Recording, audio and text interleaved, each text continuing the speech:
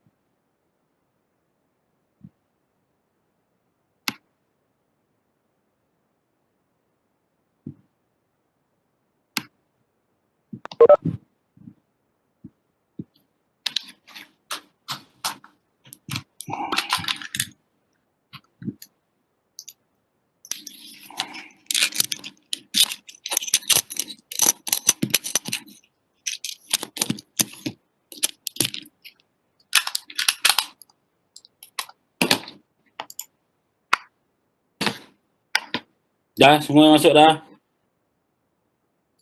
Is there anyone else?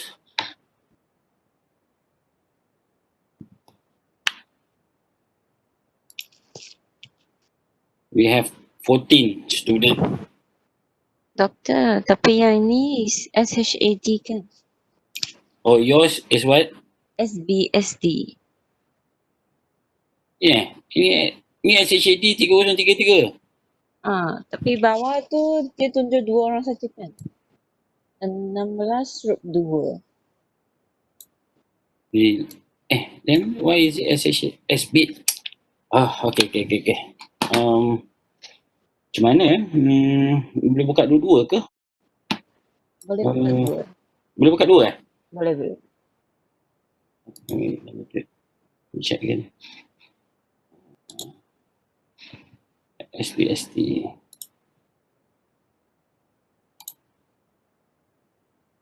Oh ni, this is the one Tapi then yang dua tu tak ada dah 2 pun ada. Satu is hilang. Wait, okay, I'll share this one.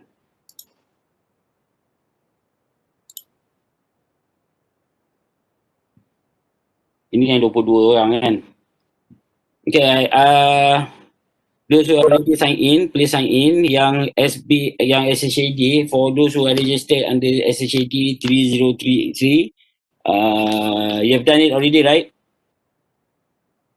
Yes, doctor. How many of you guys for check.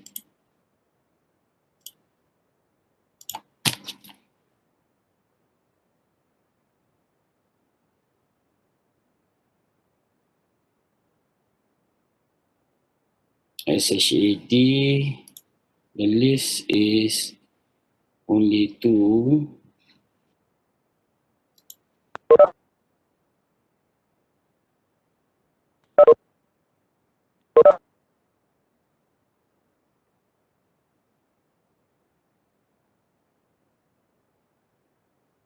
Okay. Dah masuk dengan Telegaswari, is it? You are basically you register under SHAD, right? Yes, doctor. Okay. The rest.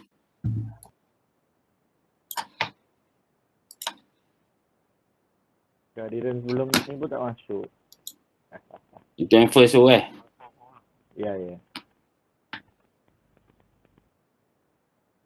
First kita tak apalah. First class.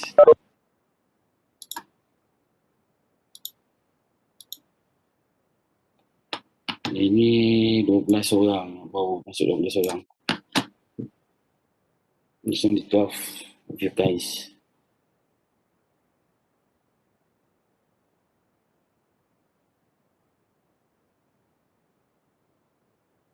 So saya bagi we wait until 8:25.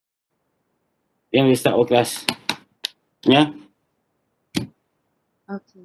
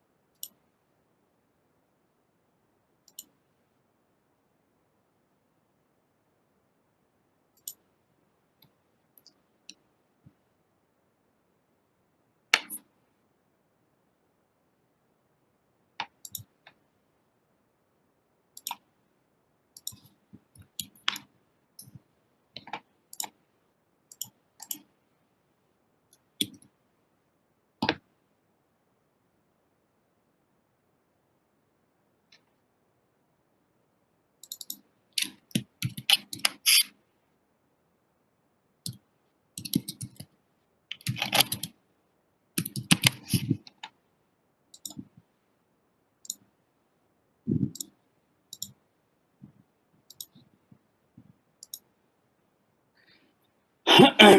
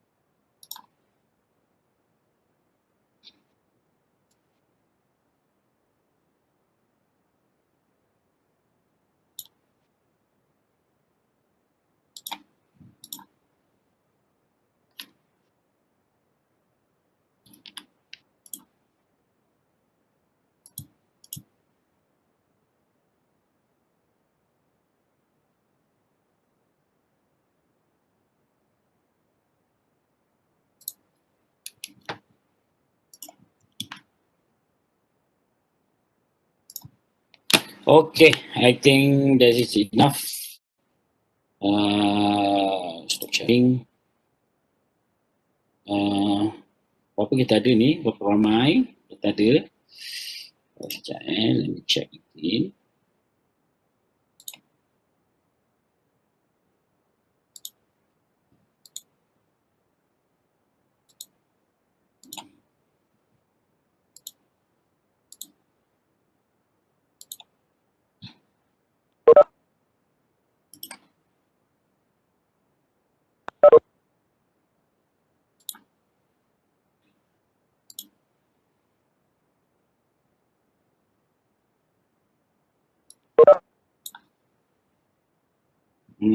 Satu, dua, tiga, empat, lima, enam. Dua, empat, enam, tujuh orang.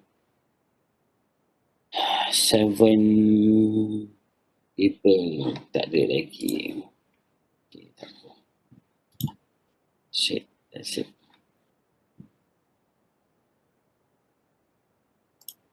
Alright, guys. Can we start? Ada lagi kan ni? Ni bawa apa je ni? 5, 10, 15, 20, 21 orang. Kita ada 22, 24.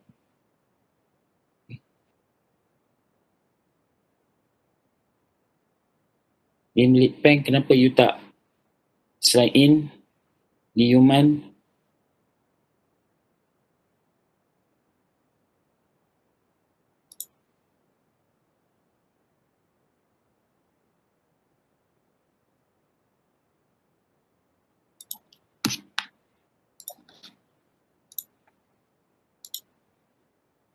Okay.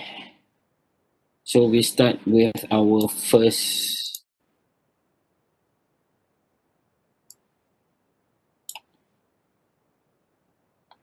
Cuma dah bangun belum ni?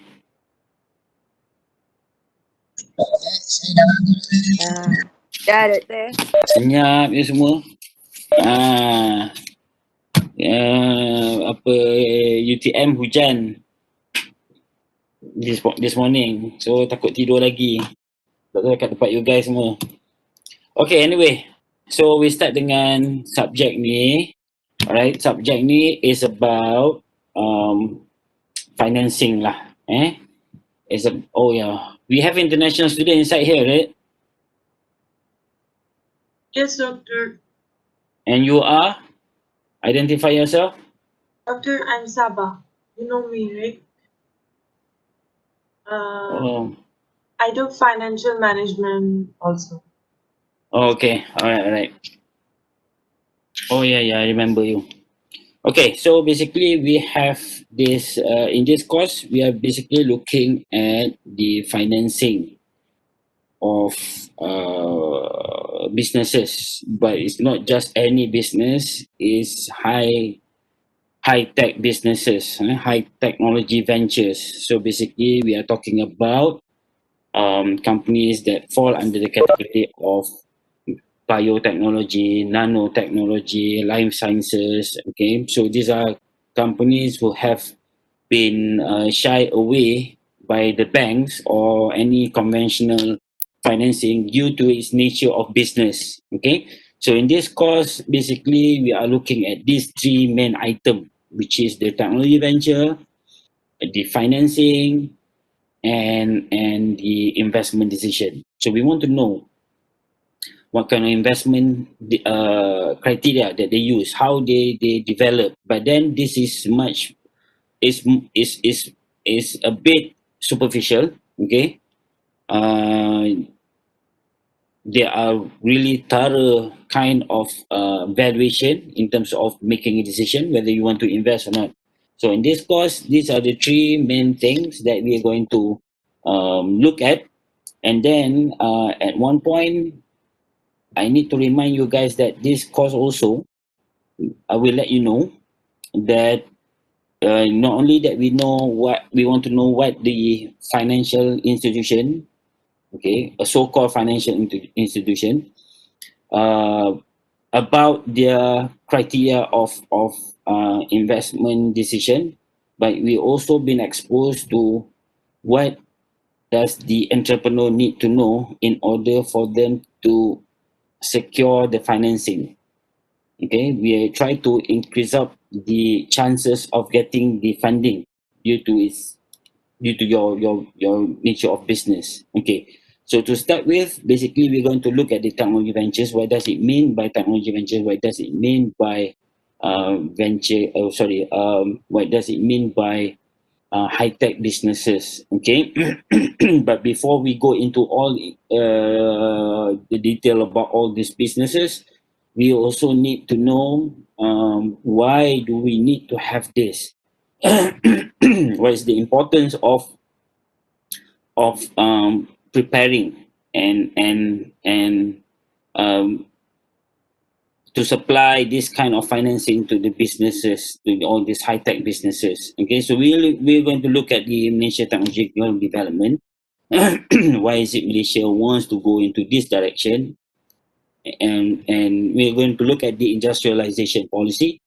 And in fact, and then a little bit on the technology based firm, maybe what kind of criteria that we're going to discuss about all these things. Okay, but the fact that the question that I want to ask you guys this morning is that do you know, especially not Sabah, okay, Sabah, sorry, this is I'm going to use Malaysia case study in order for me to explain, okay, why is it, and I believe your country also might have the same reason or might have different reason, but then just bear with us. Okay, so this is where we're going to discuss why do we need this kind of financing, why do we need to what do you call it, to give a boost in terms of technological development, Okay, and then why, the main question is that why are you guys taking up this a degree in management technology, whereby you can just simply take business admin, or maybe you can just simply take management degree, you know, or accounting for that matter. Yeah? But why is it we do have this management technology? All right, okay. So,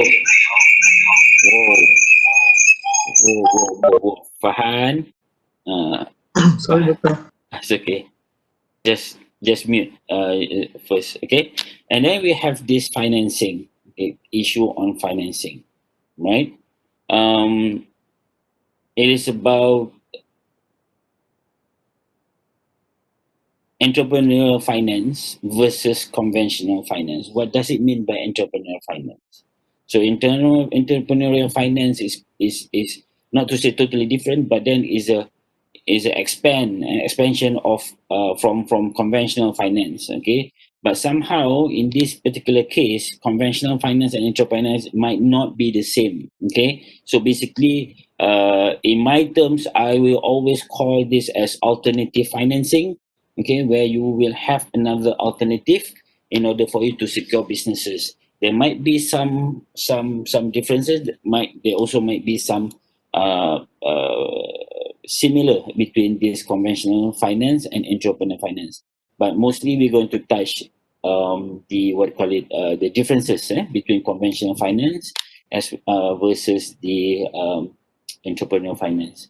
And we're going to revisit the Malaysian industrial policy when looking at the financing. Okay, what does industrial policy have got to do with financing? What kind of like for example grant that that the government provided, what kind of uh, assisting structure that this the government of Malaysia are preparing for newcomers in this kind of business. Okay, and we're going to talk as well about the technology based firm.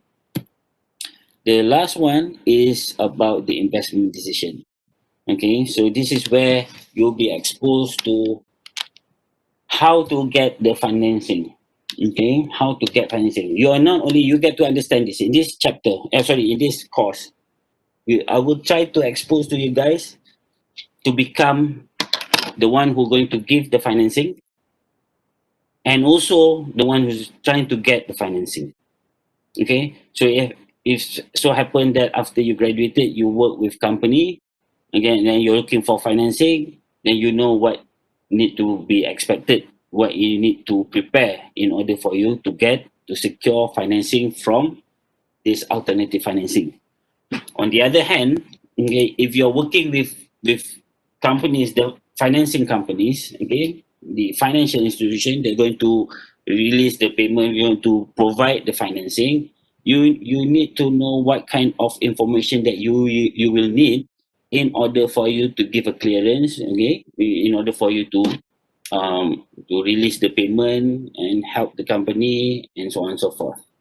So basically in this investment decision is it's not tricky, but then you get to understand, okay, one perspective that you are the financer, another perspective is that you're going to be the one who are going to ask for the money. Okay, so basically we're going to look at the what kind of debt capital, what kind of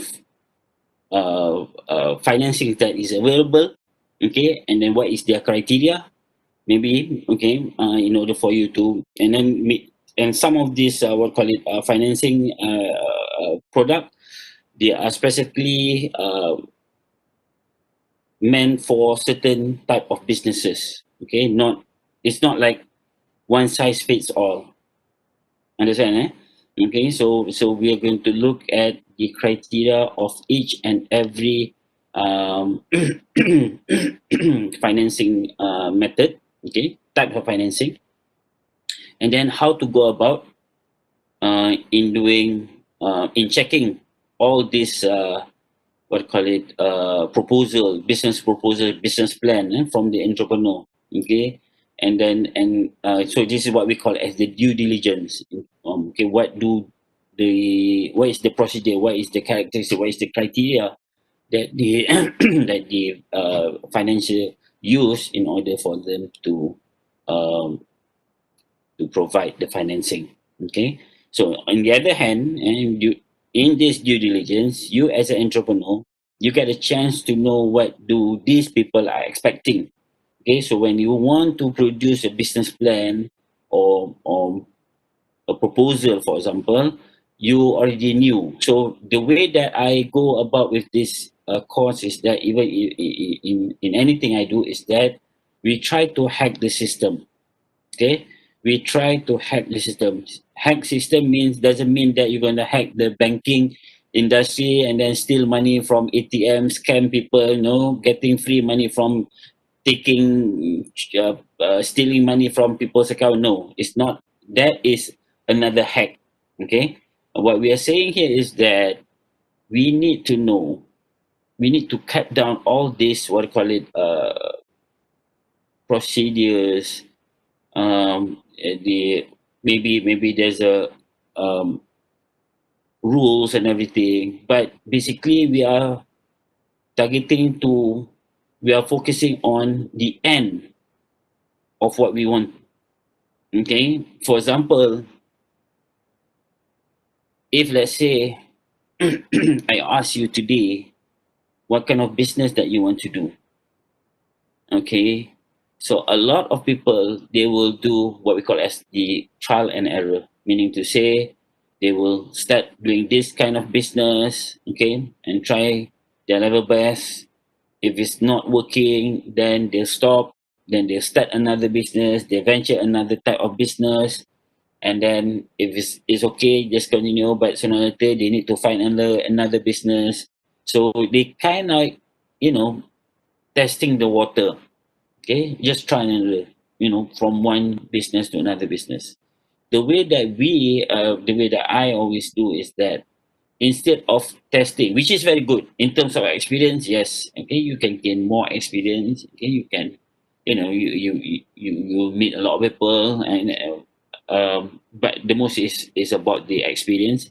But don't forget, it costs you. Okay, so unless you have a lot of money, okay, or someone giant behind you backing you up doing all this kind of business, then it's fine. Okay, but we know that money is very scarce and very limited.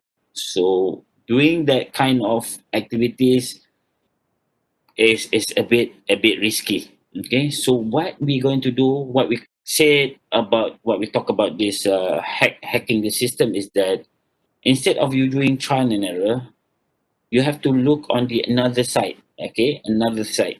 Basically, there's always two perspectives in anything, right? So, so what we're going to do is that we'll try to train you guys. We have to look from another different angle. Instead of trying your level best in venturing any business, okay, from one business to another business to another business, jumping like a grasshopper from one place to another, it's much more better if you just simply go to the bank, okay, meet all the bankers. Maybe you have bank, your friends working in bank, and then ask them what kind of business, which is that what kind of business that they experience a very high um, transaction, cash flow transaction. When they have a high cash flow transaction, means that the business is okay. All right. So here, I mean, your friend, your bankers might say that, oh, why not? It seems that this kind of industry, this company, a laundry company, for example, is doing good. And, every day there's a cash flow going in, and we stay afloat.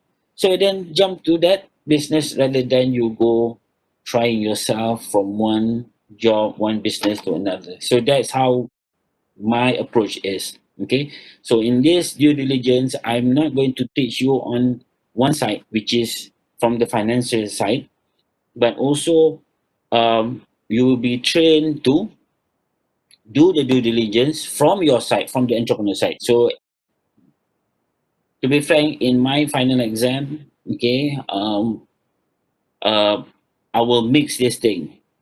All right, so if you are the entrepreneur, what will you do? If you are a financer, what will you do?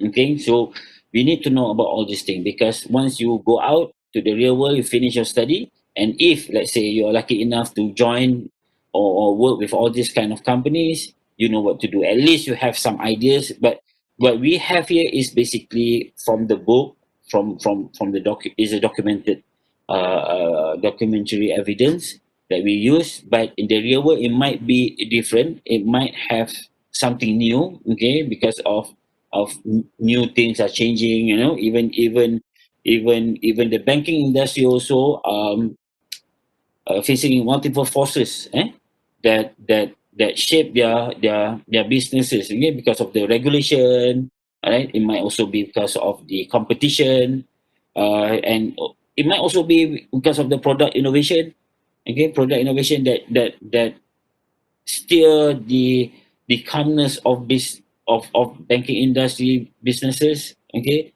The changing technology, and you know about this, right? Everybody knows about this. And also the most important, right now we can see, when we are facing right now the uncertainty surrounding the future business, okay. So anything can happen, you know. Now we are facing this pandemic. So these are the things that we have to be prepared. Okay, all right. Okay. Um, all right. We talk about this. Why do we need to study this? All right. Uh, okay. All right. Your slide, I will try to put up. Actually, I'm in the middle of, but I have something else to do. Okay, to upgrading the slide that I have. All right. So I will give it to you guys through your e-learning, okay, later this week. All right. If I manage to change a little bit, I will let you know in the class so that you can jot down. So now today is just that we just listen, and maybe we have some small discussion, okay, about this course. So now we have 5:20, 1:22, 23. Okay. We have 23 students. Okay, one student did not turn up. I think he or she is still sleeping. Okay, now why are you studying this management technology? I want to ask a question. I want you guys to discuss. Okay, kenapa uh, belajar uh, subject management technology ini? Why you study this? Are you taking this course because your dad asked you to do it? Ayah saya suruh saya belajar benda ni, or is it just this is the only course that I can manage to get into? Okay, kenapa? Lim Lip Peng.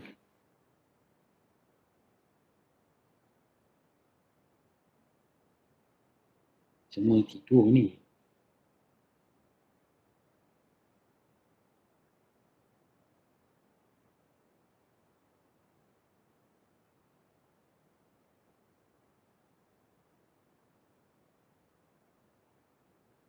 Buka kamera semua. Turn on your cameras, everybody.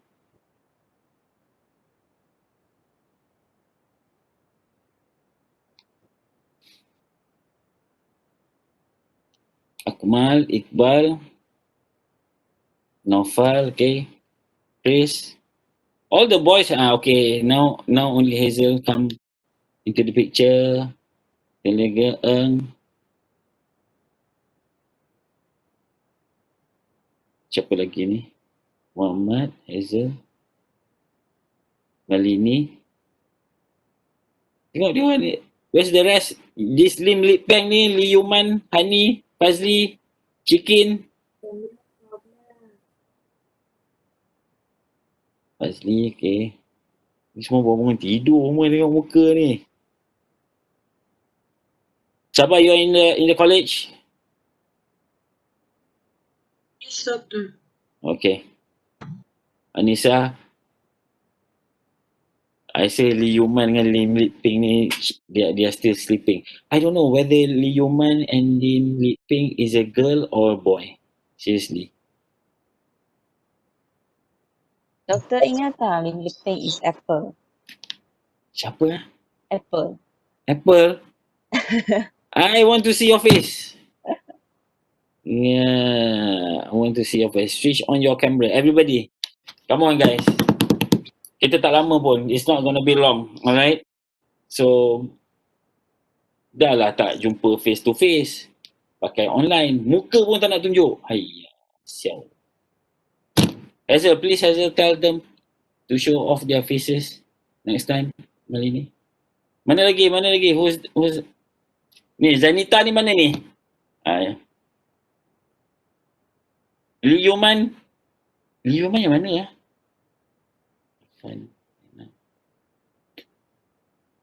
Siapa lagi tak datang? Shikin Diana, okay. Siapa lagi tak datang? Who's not in my class? We are supposed to have like 24 students. Now, Nur Atika. Camera problem dia doktor. Yelah tu. Dia cakap je tu camera problem lah. Fan problem lah. Kau baru bangun tidur, kau cakap kamera problem lah, apalah. Dah lah hujan kat sini, sedap tidur ni. Reza. Mana Liuman mana? Ini Liuman ni, I think dia buka komputer. Dia buka dia tutup kamera, dia tutup switch off, dia mute. Lepas tu dia tidur. Sekejap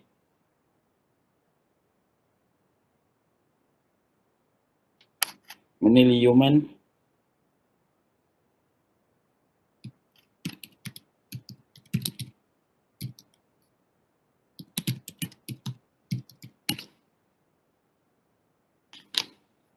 You have class today? Beside my class? Dot, what time? Yes. What time?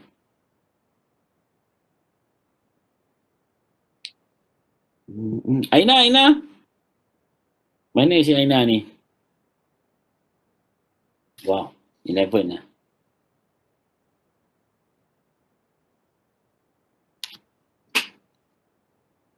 I'm waiting for Liuman ni kan. Nampak kan? Dia tidur ni. Seriously. Lim Lip Ping pun. Apple, come on. Switch on your camera. I can only remember durian. Not apple. Doktor, I kat kanan. Oh, dalam kereta. Tengok. I kat kereta. Dalam kereta. You pergi mana? Shopping? Tak, balik. Oh, okay. Ingat you shopping. So, Malini, ni Aina, you both join group Mute. Saya tengok ada macam ada orang add kan? Tak. Dah lama dah. Dah lama Okay. Alright, okay guys. Ini kita tunggu si Liuman ni. Ni tidur lagi ni. Aduh. Sedarlah bahawa dunia ini adalah tempat tumpangan buat sementara. Akhirat jualah yang tempat kekal selama-lamanya. Budak-budak zaman sekarang ni. Alright, okay now. This about this management technology. Why do you... Kenapa you kena belajar subjek ni? We're going to talk about nation punya industry. I think I suspect you might have already my slide pun kan? Okay? In other words, why is it so important? Anyone? Hazel? why do you think it's important for them to study this? Because she's from accounting, right? Kan? So she's not management technology student. She just joined this class. Okay, maybe she has some different views on why is it this financing of technology, okay, business technology, high tech technology, high tech businesses. Okay, why is it so important to to our country? Anyone? Sabah? Maybe Muhammad from Indonesia. Wait, ni pria-pria terhebat. Mas semua. Mas means abang Naufal? Alright. Mbak? Awet? Amoy? Macam tu? Yeah. Oh, okay. Okay. Alright. Kalau Kang? Abang. Oh, Kang abang juga. Ya. Kalau Mas pun abang juga. Ya, tapi bahasa Jawa itu, dokter. Oh, okay. Kalau mas tu maksudnya apa? Dia tu macam Mas. Bang, tapi bahasa Jawa. Oh, okay. Alright, okay. So, anybody? Why is it different or not? Financing ni. Kita bincang sikit. Kenapa dia berbeza ke dengan, is it different with conventional financing? Okay, what is the characteristic of high-tech businesses compared to normal businesses?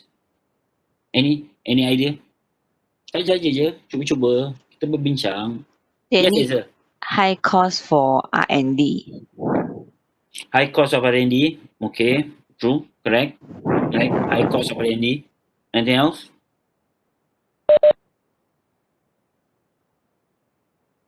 Yes.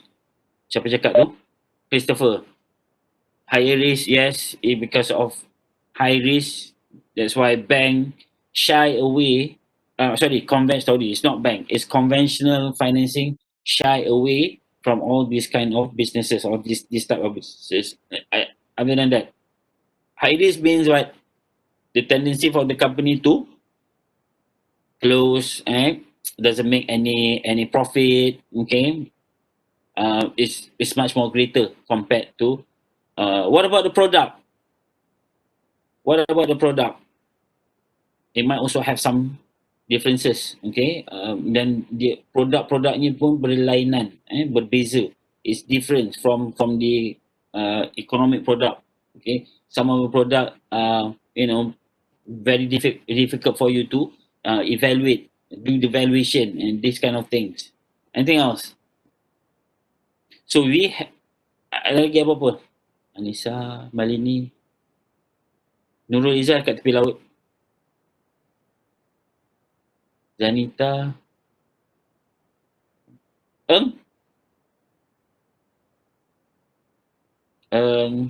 Anything? Iqbal dia punya lain tak berapa kena ingat. Okay.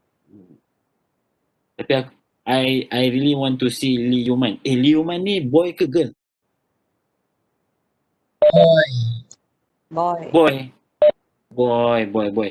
Ni yang macam blank tu budaknya. Kan? Yang macam blanket tu kan, yang dia termenung sana tengok kaki. Kita belajar. Yang mana Yang tinggi-tinggi. Yang selalu duduk belakang hujung sekali Oh. Hidup lagi dia ni.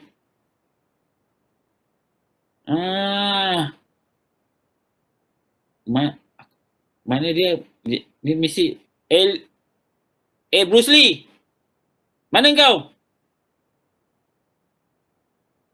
Oh, ini yang duduk kat belakang ni, Taiko ini mesti kongsi gelap ni. Tak kongsi gelap, jual VCD. Dia hidup lagi ke tidak ni? Ini dia mana dah pergi ni? Tante dia tengah termenung tengok tingkap kat luar. Oleh Yuman. Nanti aku cari kau nanti. Alright, okay. So,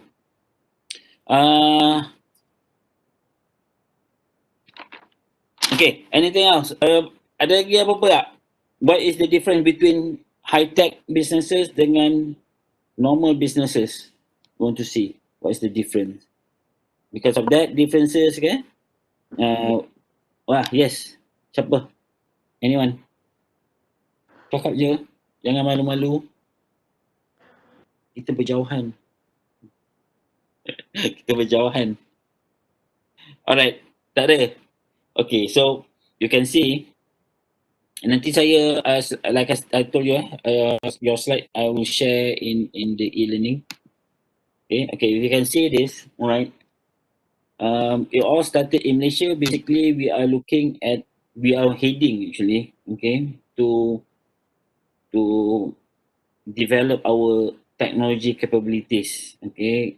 But to be frank, sadly to say that um, our job, our task is a bit late, okay, compared to other countries in ASEAN, okay.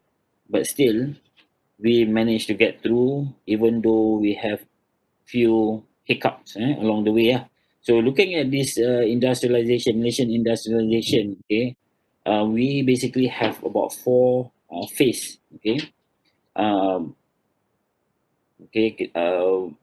the first phase is what we call as the ISI. Okay, we import is what we call as import substitution industrialization.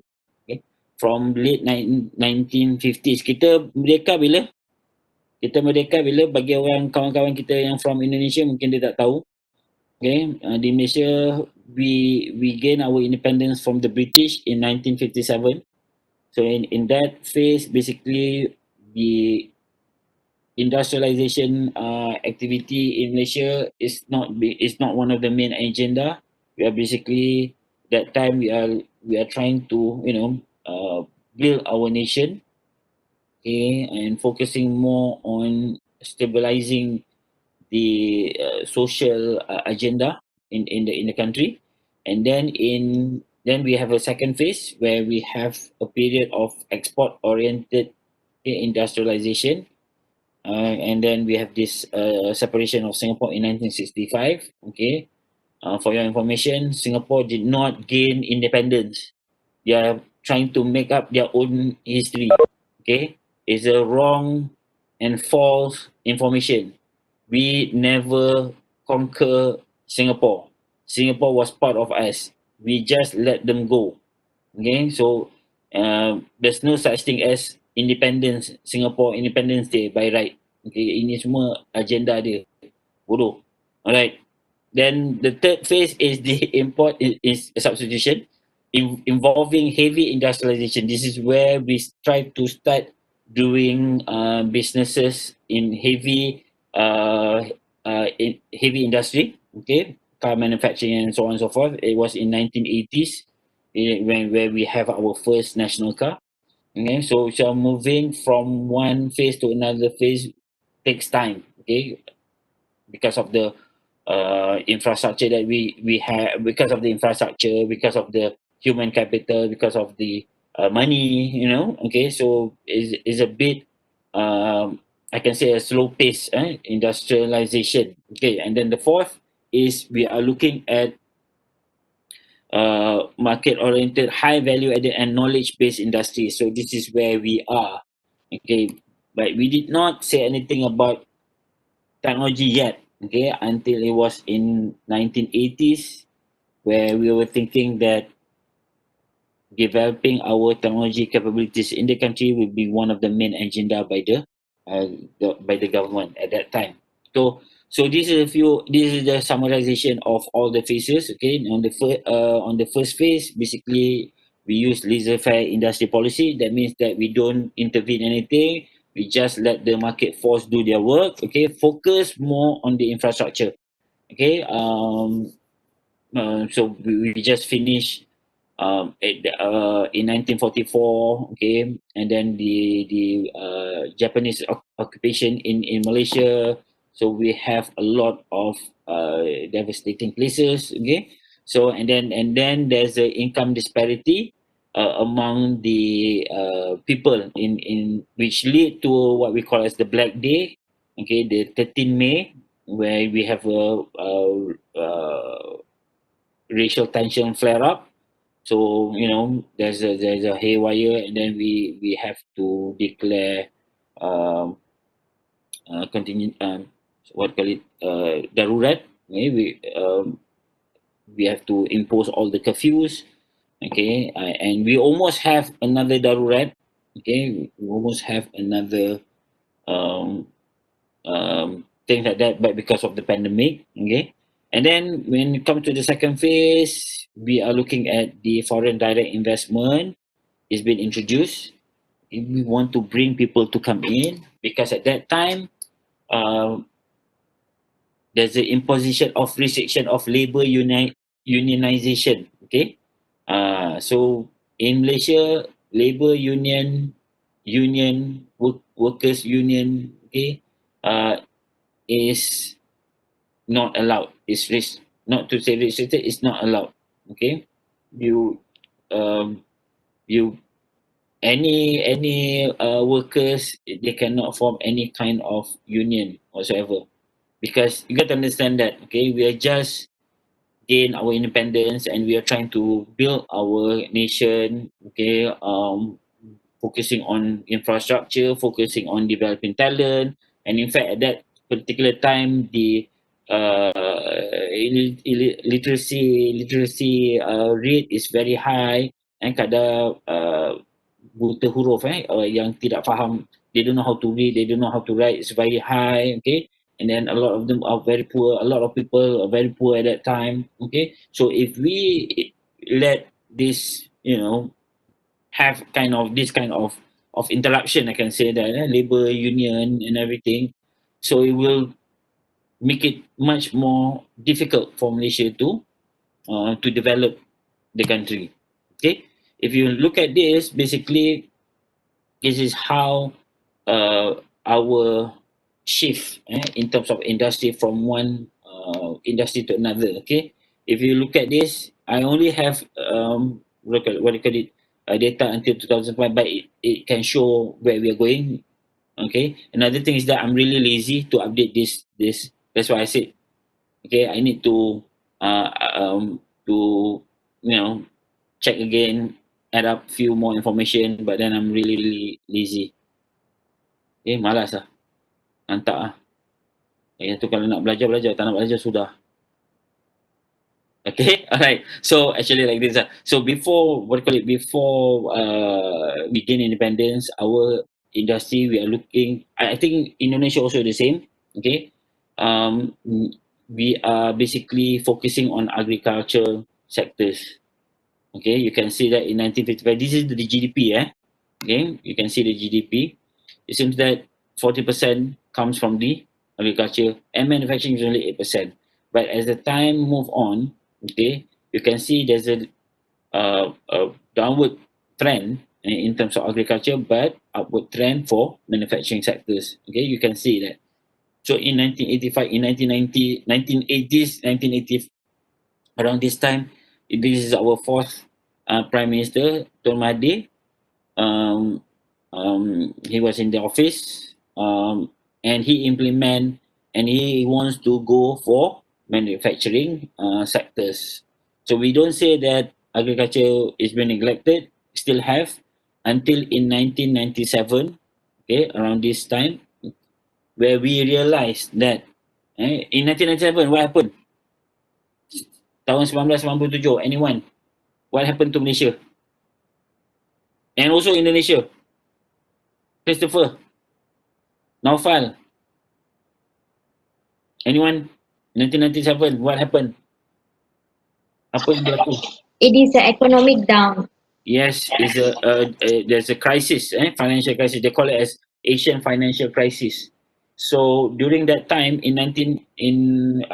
was in 1997, 1998, and then all Asian country is affected. Indonesia, Malaysia, Singapore, Thailand, Laos, Vietnam, okay, all affected.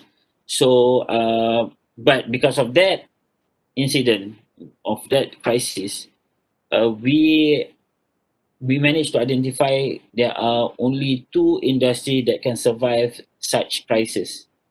ada dua industri yang survive. Two industry that can survive in Malaysia. I'm not talking about Indonesia or any other places, okay? But in Malaysia, it seems that there are only two industry that can survive during this turmoil.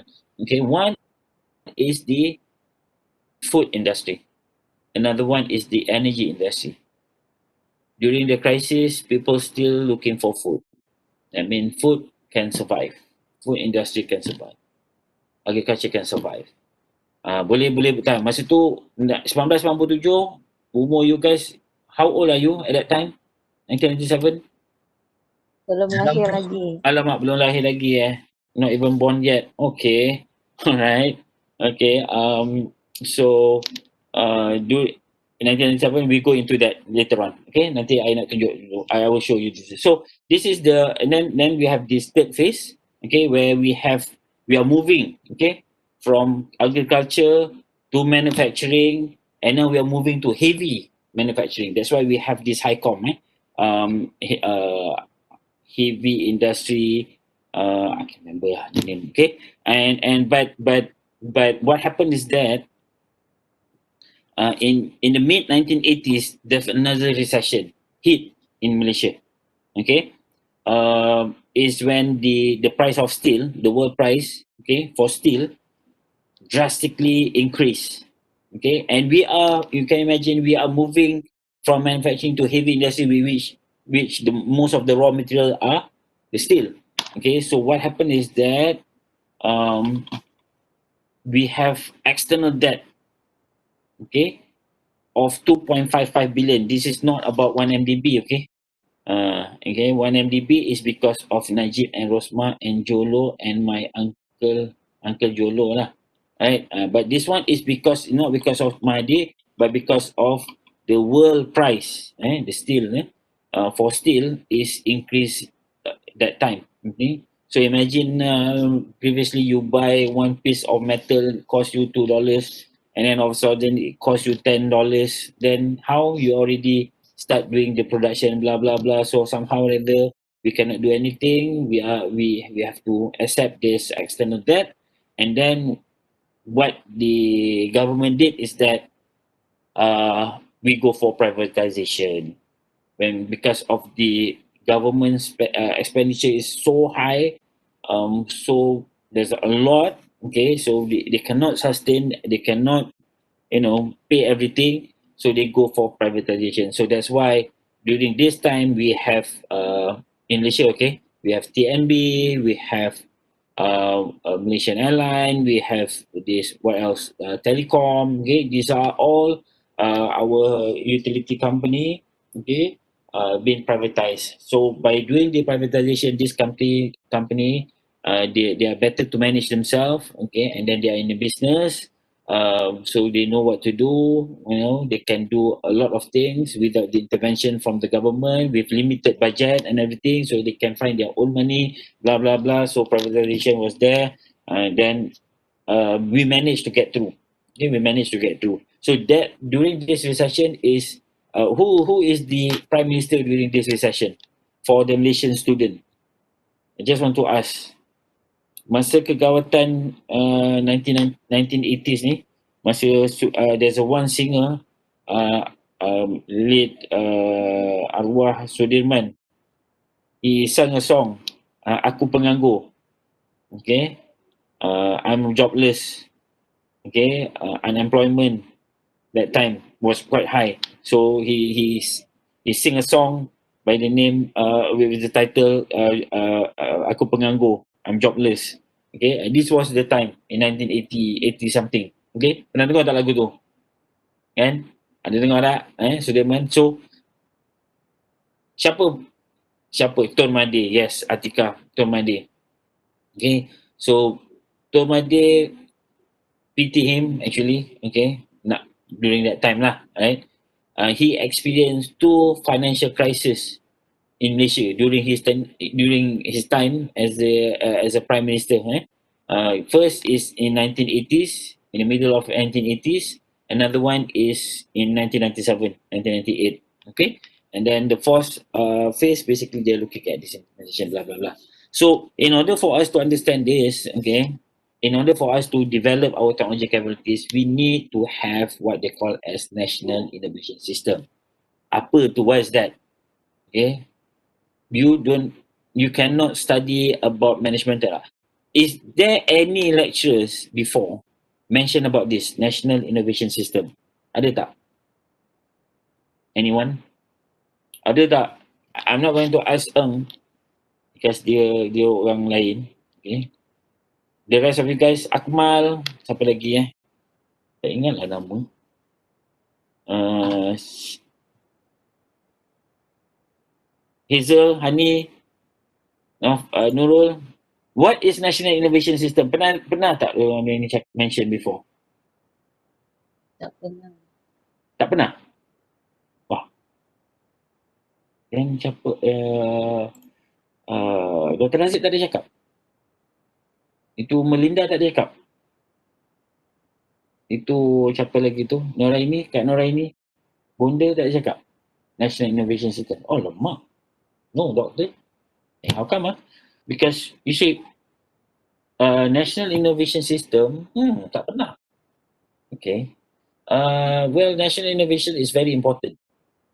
By its definition, kalau you look at the definition itself, it's a web of interaction.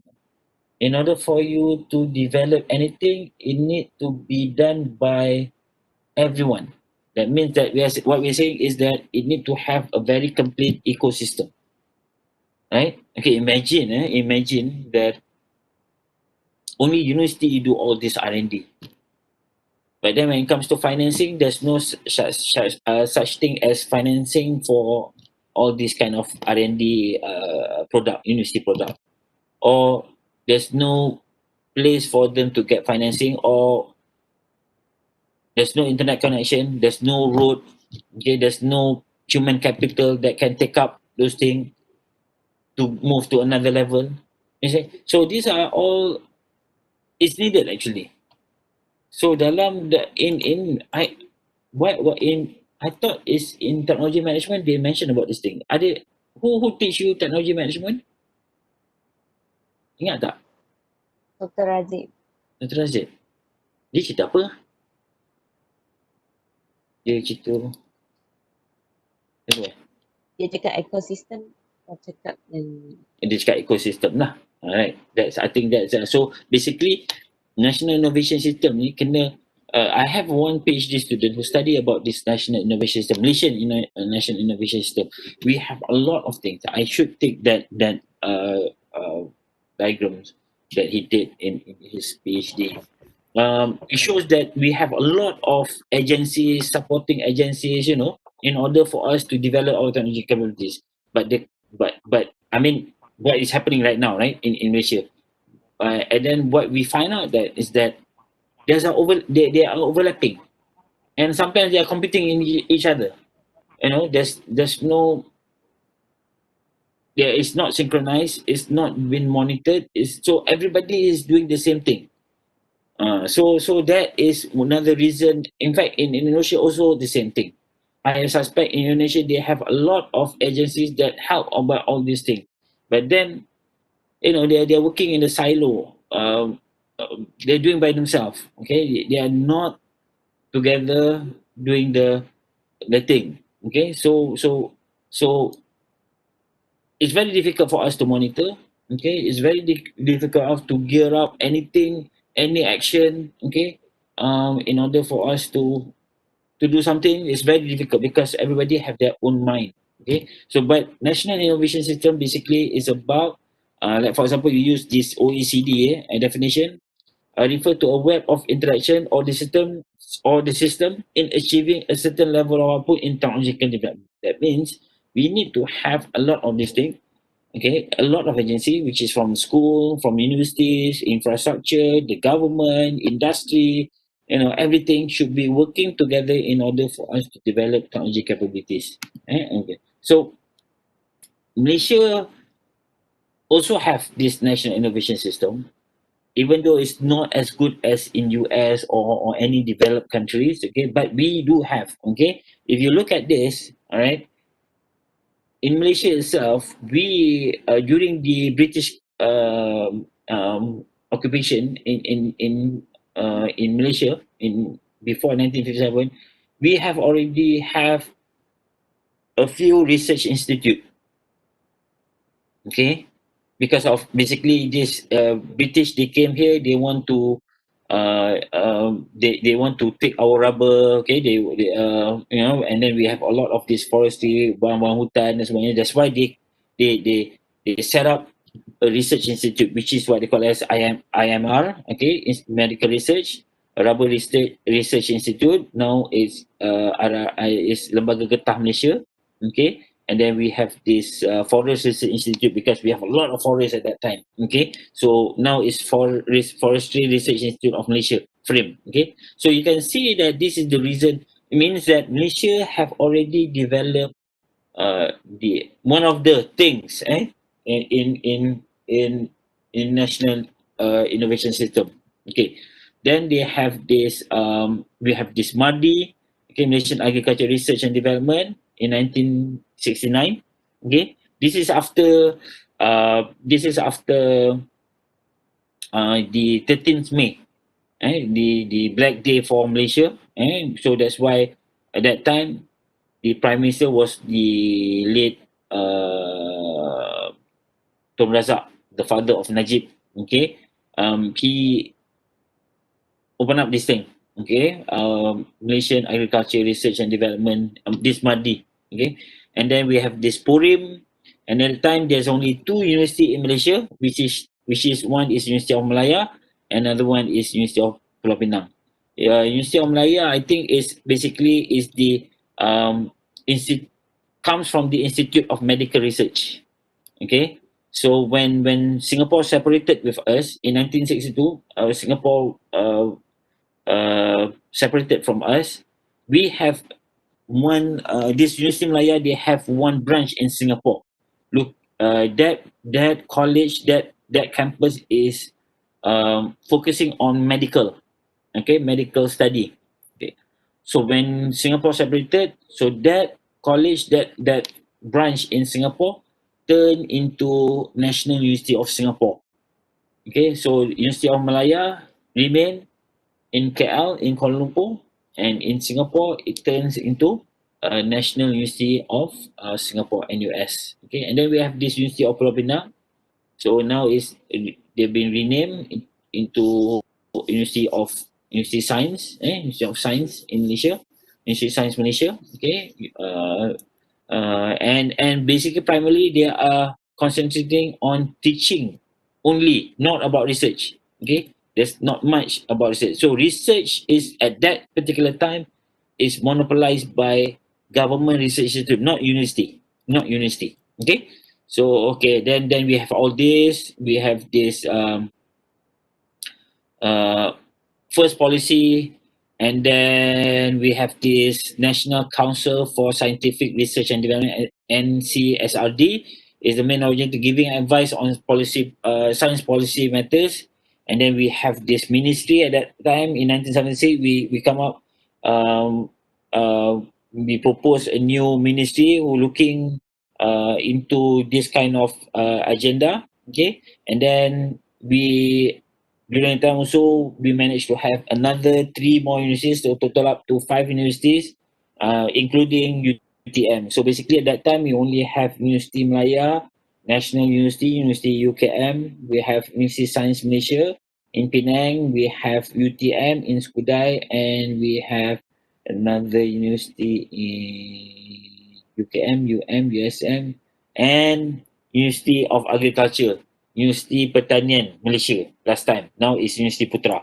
So there are five only during that time. Okay, and mostly this university they are focusing on teaching only, not about research. Okay, maybe they have, but then it's not like their main core business, main thing that they need to do.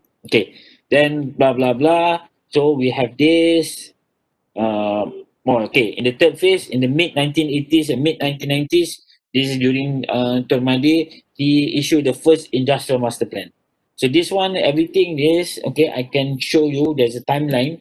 Um, Easier for you to understand why this management technology, why this technology issues, technology developing our technology capabilities, okay, technology development is very important. Okay, and then we have all this kind of industry action plan. You know, we have science and technology policy one. Okay, but somehow it's still new. Okay, so there's a few things that's been lacking. So these are the few weaknesses in terms of technology development. We have inadequate institutional infrastructure. We don't have that time. Okay, and then the private sector's participation is very low. They are profit oriented. They are not. It's not profit. They're looking for profit. Okay, and then we have a poor human resource. There's no such thing as talent. Not enough. Okay, and lack of awareness and in terms of um, important technologies. Okay, basically we just try everything. Okay, doing everything, right? There's no focus area whatsoever on any focus industry. So we are putting our money is scattered. Okay, the government budget is scattered. We do not focusing. Then each and every industry they have their own need. Okay, so that's why we could not what you say help, right, assist all this kind of industry at that time. Okay, and then talk about this lack of awareness among society in science and technology issues. Okay, so then in 1986, after we have already implemented the action plan, okay, one of the things that in terms of developing our our technology capabilities under our national innovation system is that we have a grant, okay, the first grant scheme created for public universities and GRIs, Government Research Institute. This is what they call as IRPA, okay, intensification of research in priority areas. Now only they know which area that need to be focused on. Okay, so a lot of money will be dumped into that industry. Meaning to say, if you want to do any research in regards to that industry, you are welcome to do so. And then there's quite a lot of money there. Okay, so the main purpose uh, is to exploit public research investment, to what you call it to encourage more R&D and which can be contributed to the economy.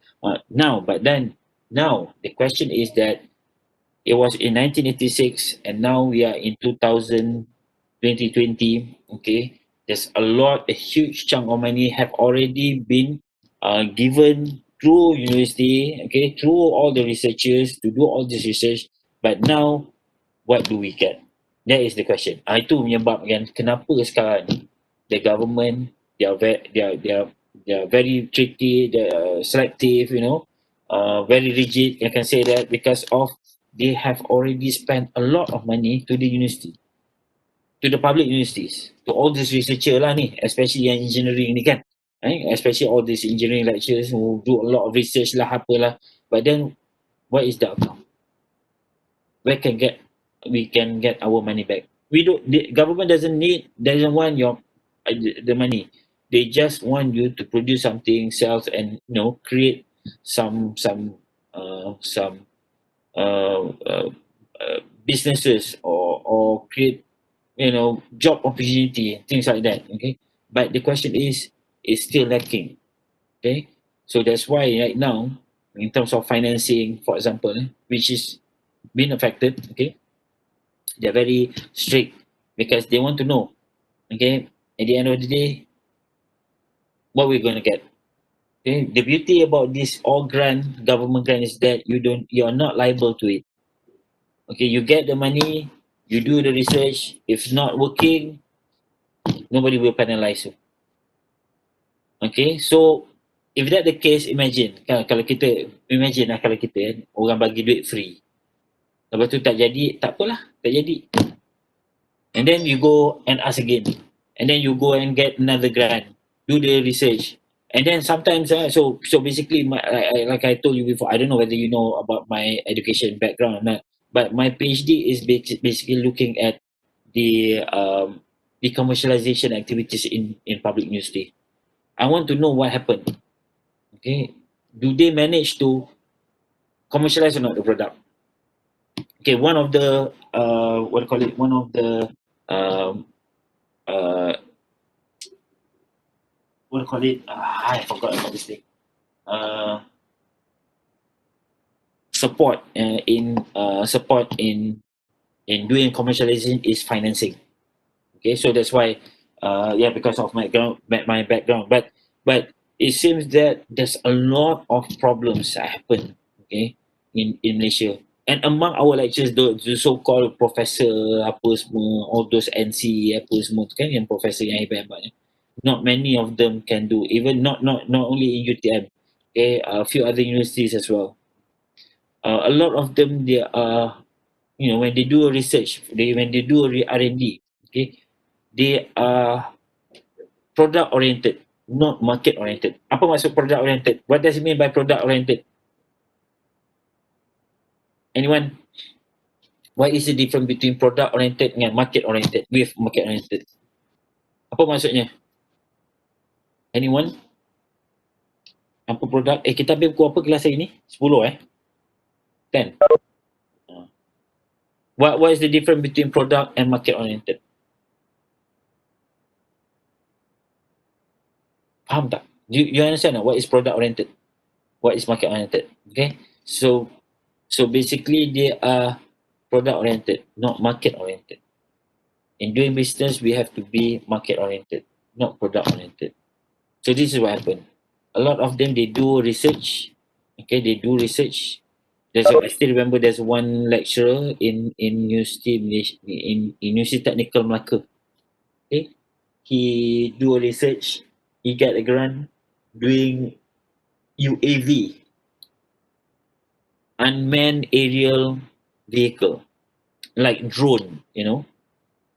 It's quite similar like drone.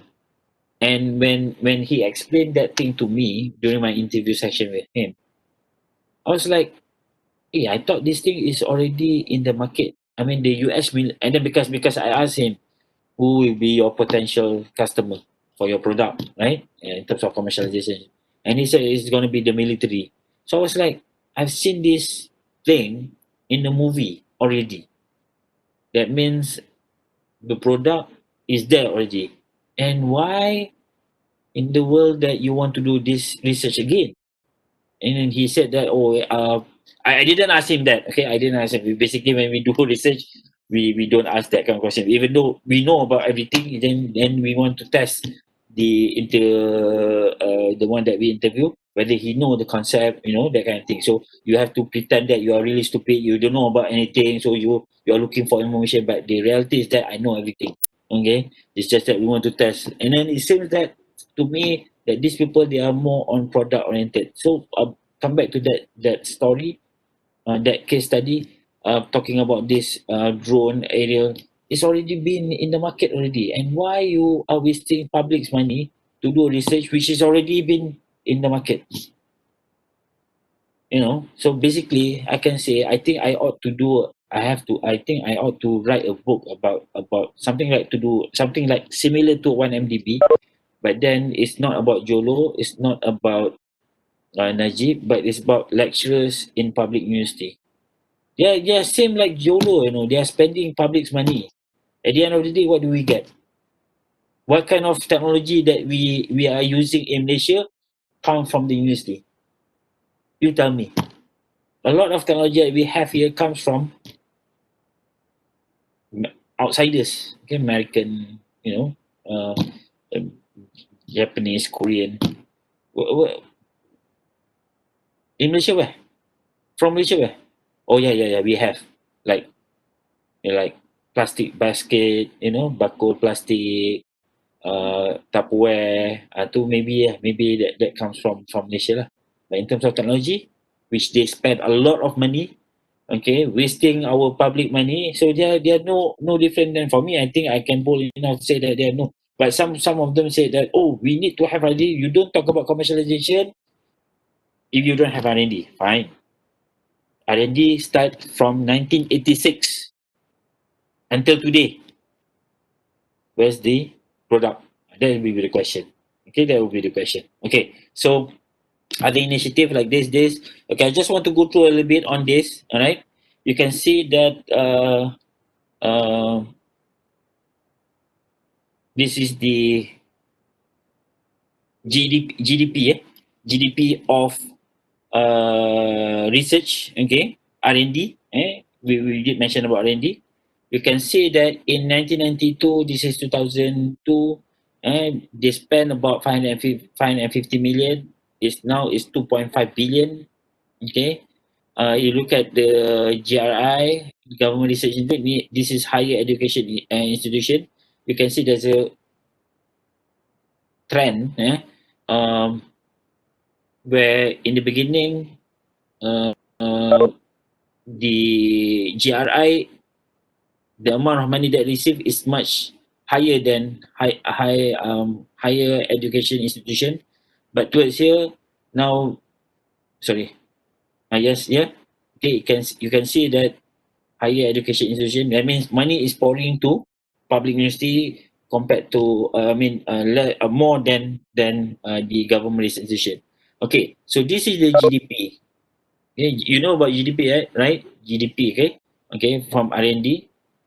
In Malaysia, we have 0.37. In 1992, is 0.37. In 2002, we have 0.96, 0.63. Okay.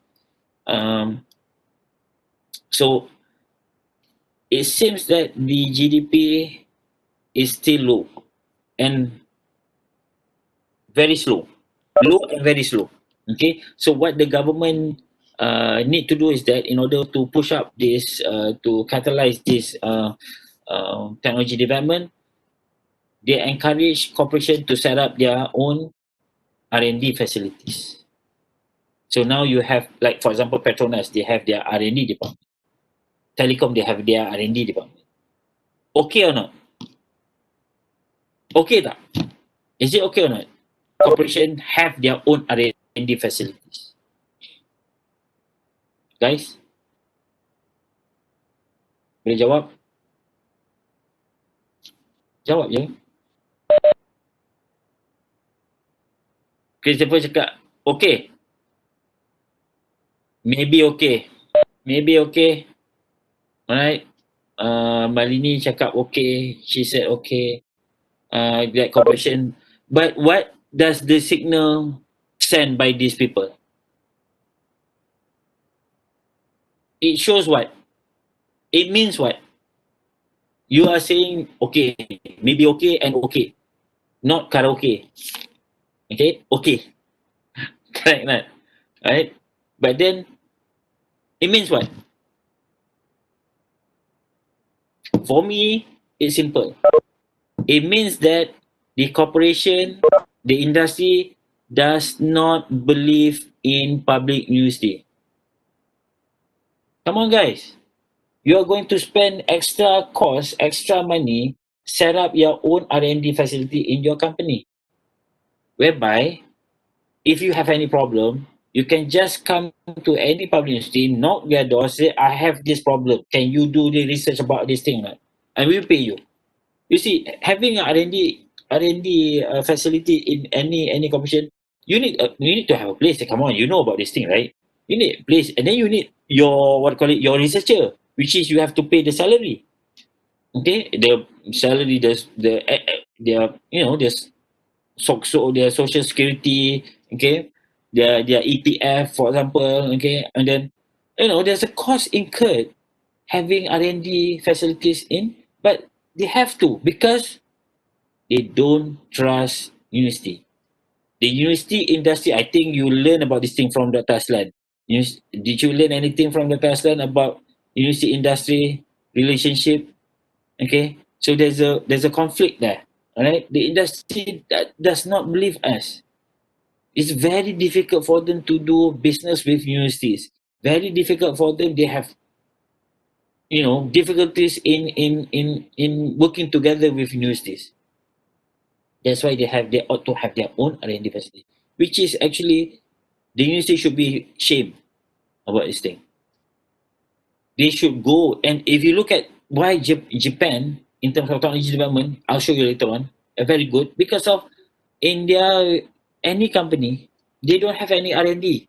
their R&D is in university. You can see a lot of companies, a lot of industry in the university. Not they don't go there because of studying. They go there because of they want to have a what do you call it JV, joint venture with the university to do something, because it definitely cut costs. And then on another hand, okay, the university, we receive new things.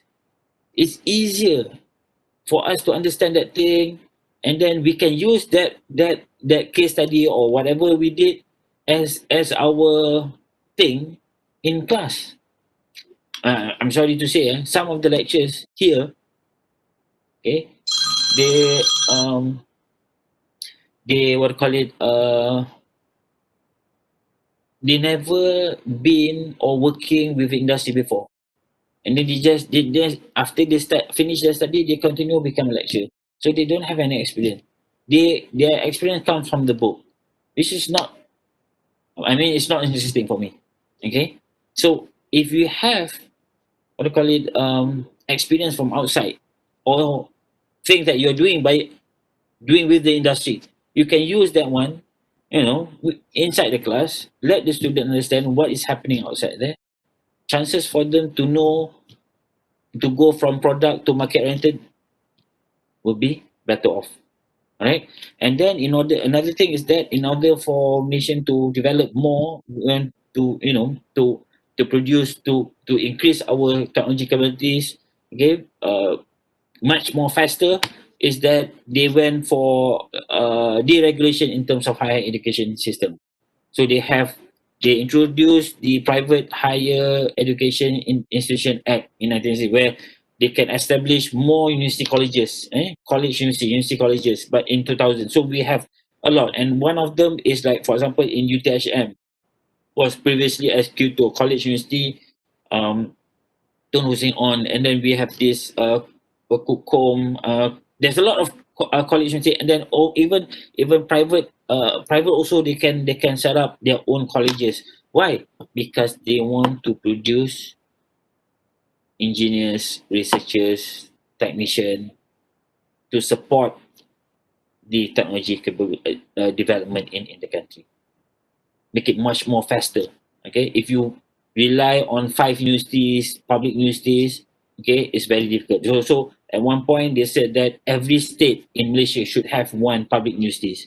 We're not talking about private. Private is okay, doesn't matter, but at least every state, they must have their own public university. So you can say that every state in Malaysia, they have their own public university. Even and then the colleges, the private colleges, private universities. Okay, now we are calling people, inviting universities from outside to open up. We have Nottingham here, Reading, there are a few other universities that why? Because of we want to produce. And we are actually a kilang, we are actually a factory.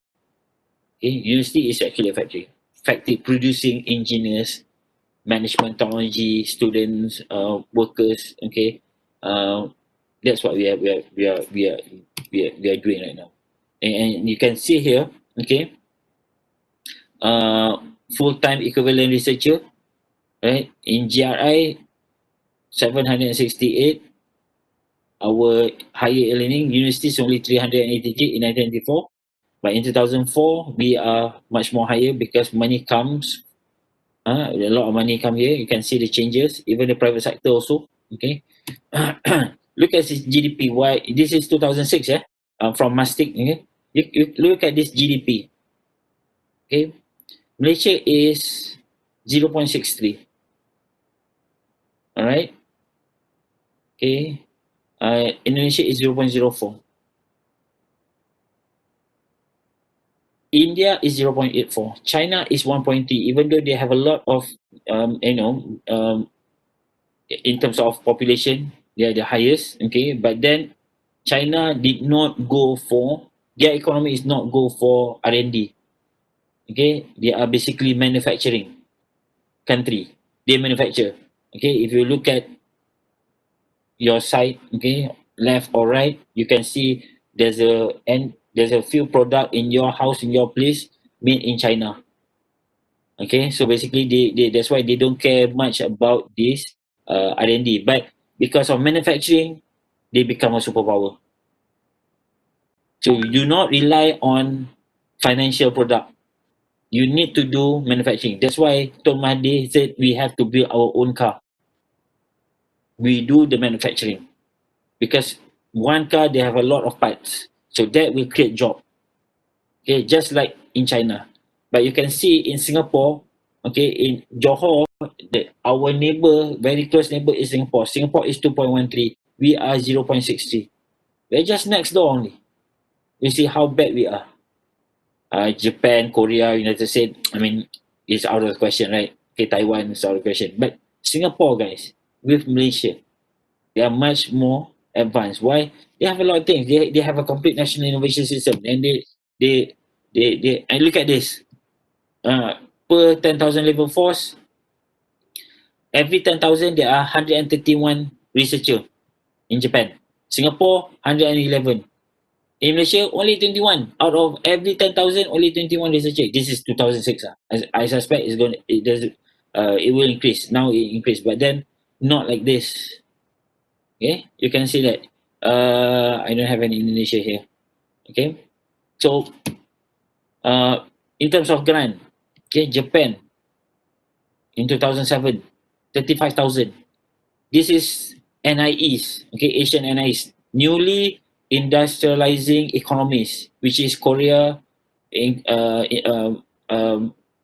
which is Korea, Taiwan, and Singapore. 451. Malaysia, 173. In Thailand, 25. China, 756. It's a big country, but then, like I said, they are focusing on manufacturing. They don't care about this patent. Patent. So now the question is it important to have this patent or not? Look at China, they don't have any patent. They are not focused on patent, but then they have become a superpower. Okay? You say that you want to protect. They can do that. Yes, you protect your product, but then people can still copy your product. Then by having a patent, that means you show everything. People can, like Korea, they use reverse engineering. They call it as reverse engineering. They bought Apple iPhone, for example. They dismantle it. They look into all the parts inside that phone, and then they manage to find something which is much more cheaper than what Apple is doing. So they managed to come up with phone using the reverse engineering, but at a lower cost. You need to patent the product? No. You just change a little bit, then you can claim yourself. I mean, in one handphone, maybe there's a copyright, there's a trademark, there's a patent and everything. Okay, but still, people can do that, and they become a superpower. Okay, all right. So these are the few challenges. Okay, this is what basically what happened in Malaysia. All right. But I think we only have like about 10 minutes. I think we can stop now. Okay. We're going to have our class. Next class will be on, when is that?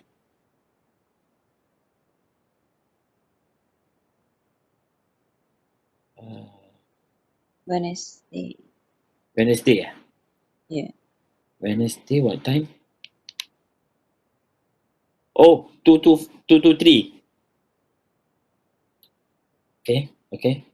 All right. So we continue on Wednesday. Wednesday, is it?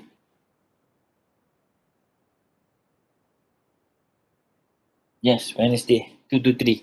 All right, guys.